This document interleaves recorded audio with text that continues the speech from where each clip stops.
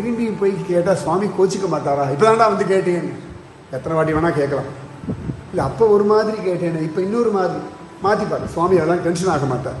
நீ அப்போ அப்படி கேட்டியே, இப்போ அப்படி மாற்றி கேட்குறியே. மனுஷா வேணால் சொல்லுவாள். அப்போ ஒன்று பேசினா இப்போ ஒன்று பேசினா எதாவது ஒன்று சொல்லுங்க. இல்லை மனுஷாளுக்கு டென்ஷன். இவா கெப்பாசிட்டி இவ்வளோ தான். இவா ஒன்று கேட்டுட்டா நம்ம அந்த மெத்தடில் அந்த பிளானிங்கில் போயிருப்போம். திடீர்னு மாற்றினா சத்தியமாக கோபம் வரும். இட்லி மாவெல்லாம் அரைச்சி இட்லி குத்துறா எல்லாம் எடுத்து தோசைன்னு கோவம் வரதான் செய்யும் ஸ்திரீகளுக்கு.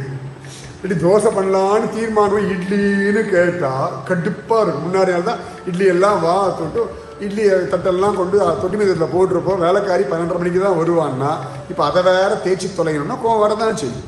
ப்ரிப்பேர்டாக இல்லை. சுவாமி எல்லாத்துக்கும் எப்பவும் ப்ரிப்பேர்டாக இருக்க.